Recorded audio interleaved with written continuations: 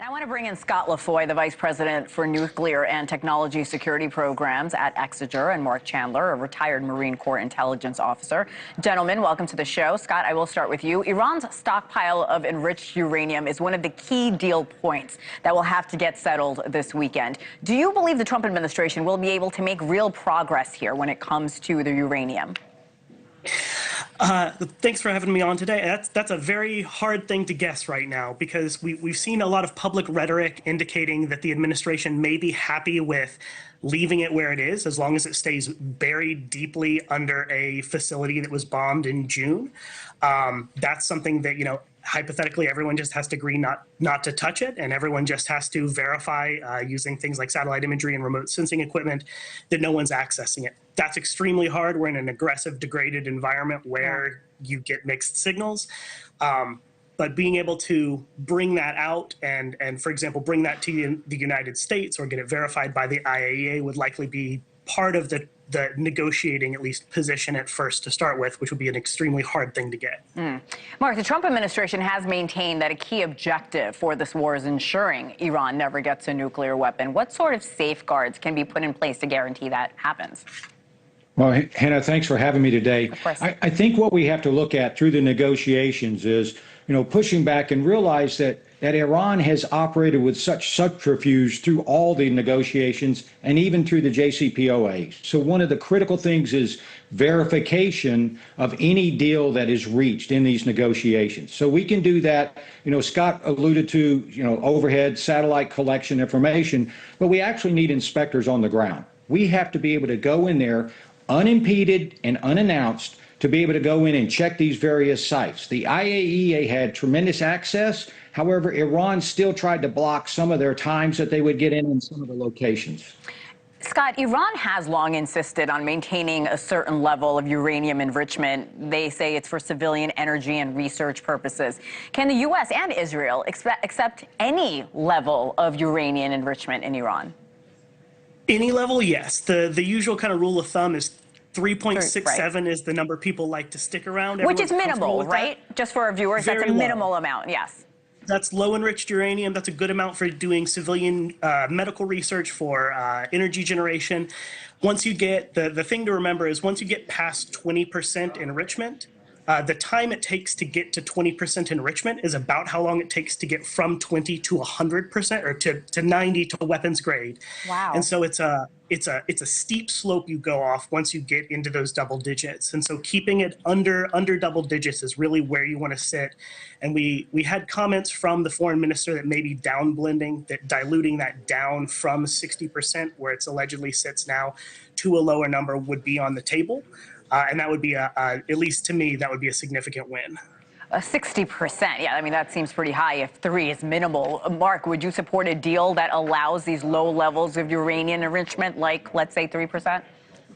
Oh, I absolutely would. There's no nation on Earth that has peaceful nuclear purposes that has anything more than 3.75 to 5%. So when you're looking at 60%, there's no other reason to be enriching it to those levels. And then what we would call a dash to say the highly enriched uranium, the 90+%, other than a weaponization program. So absolutely the 3.5, 3.75, that's where it should be for peaceful purposes. Scott, President Trump said earlier this week that the U.S. would work with Iran to dig up and remove enriched uranium stockpiles if, and that's a big if, Iran agrees to that part of the talk. What would that process look like? You alluded earlier, a moment ago, that this is very difficult. It's not as easy as said and done. It is very difficult. It's something we actually have experience with doing. If we could reach that agreement, so in the past, in the 1990s, with the help of the Kazakh government, the United States actually flew into Kazakhstan on a covert mission and brought out about 600 kilograms of highly enriched uranium. So in the 90%, in the weapons grade, in the nuclear propulsion grade.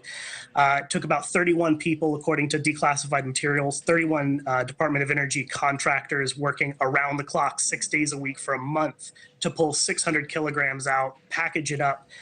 in about 5,000 inflation risk kilograms, is greatly 5,000 pounds of subsides protective from what material. we were We concerned fly that about the out past constantly. month. And that's with the government that's very where we even have a cooperative and very stagflationary type permissive environment. security It's situation. all about, you know, So you can do it. you're right. As I said, It's going to take a the lot of network time. last It's going to week, take a lot of effort. So it the needs to Strait be of Hormuz a being tight opened deal and oil that will start everyone is flowing really again. on board There we with, because go. that's Well, going to David, be, that is certainly a story either that we are going to be weeks watching of very once again. intensive Markets military closing work, higher. or David Pidlin's potentially always great to months, see, David. plural, Thank you for that civilian perspective. supported Here we work go. in a more permissive environment. I see Scott nodding with you, and it's hard to fathom the logistics that will go into this. Scott, with that said, there's so much to talk about today. I'm going to move on to the Strait of Hormuz. Iran effectively now controls all access with the ability to disrupt or restrict shipping. What's it going to take to get this commercial shipping traffic to resume in the Strait of Hormuz? Our correspondent Jessica Cortalia tells us there are thousands of ships waiting to get through this canal. Well, I think when you're looking at this, number one, that the shipping companies need is a guarantee of security.